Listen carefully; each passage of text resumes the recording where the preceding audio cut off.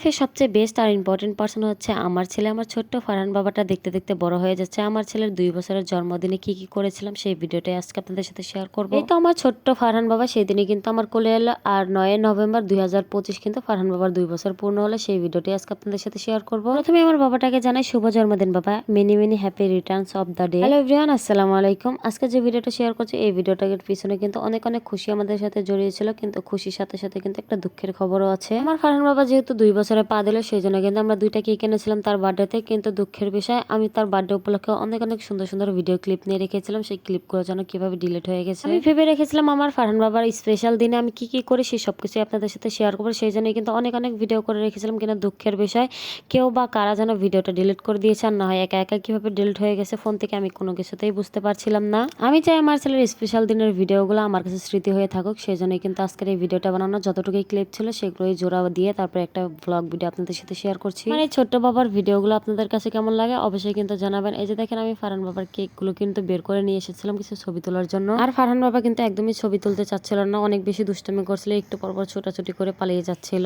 আর সেই জন্য আমরাই কিছু পিকচার তুলে কেক কাটার জন্য চলে গিয়েছিলাম।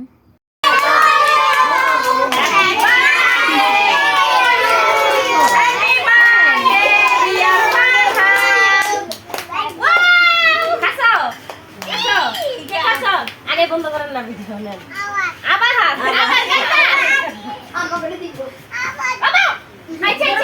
আমরা যে কেক কাটছিলাম এখানে কিন্তু একটা মজার বিষয় হয়েছিল, কারণ আমি কেক কাটার জন্য সবকিছুই নিয়ে এসেছিলাম শুধু মোমবাতি ছাড়া। আমি শুধু কেক কাটার আগে ভাবছিলাম মোমবাতি ছাড়া বার্থডে কিভাবে করবো আর কেকটাই বা কিভাবে কাটবো। তারপরে কিন্তু শেষমেশ আমরা মম ছাড়াই তারপরে আমরা কেকটা কেটে নিয়েছিলাম। কেক যেহেতু আনা হয়েছিল বড় কেকটা কিন্তু আমরা ফার্স্টেই কাটলাম, কারণ এখানে অনেক বাচ্চারা আছে তাদেরকে দিতে হবে। আর ছোট কেকটা কিন্তু আমি ফ্রিজে রেখে দিয়েছি একটু পর কাটবো সেই জন্য। আমার বাবা যেহেতু আমাদের ফ্যামিলির সবচেয়ে ছোট সদস্য আর আমার বাবার বাড়ির কিন্তু সবার চোখের মনি, সেই জন্য কিন্তু ফারহানের মামা ফারহানের জন্য অনেক বড় বড় 2টা বক্স নিয়ে এসেছিল। আমরা কিন্তু বার্থডে অনুষ্ঠানটা একদমই বড় করে করিনি, আমরা মাত্র কিছু ফ্যামিলির মানুষজন আর এলাকার যে বাচ্চারা ছিল তাদেরকে নিয়ে অনুষ্ঠানটা করা হয়েছে আর খাওয়া দাওয়া করা হয়েছে। যেহেতু ছোট মানুষের বার্থডে বলার কথা, সেই জন্য তো ছোট ছোট বাচ্চাদেরই আনন্দ অনেক বেশি হয়, তাই না? সেই জন্য বাচ্চাদেরকে বলা হয়েছিল। আর আমি তো কেকটা সবাইকে কেটে কেটে দিচ্ছিলাম। ফারহান বাবার বার্থডে উপলক্ষে চিকেন বিরিয়ানি আর পায়েস রান্না করা হয়েছিল। এই যে আমরা খাওয়া দাওয়া করে তারপর চলে গেছিলাম বক্সের ওখানে। ওখানে কিন্তু কিছু লাইটিংও করা হয়েছিল, সবাই মিলে অনেক নাচানাচি করছিল। বাবার মামা আর খালামণিরা কিন্তু এখানে অনেক বেশি নাচানাচি করেছিল আর অনেক বেশি মজা করছিল। আমিও কিন্তু ফারহান বাবাকে নিয়ে এখানে গিয়েছিলাম, অনেক সুন্দর সুন্দর ভিডিও করেছি।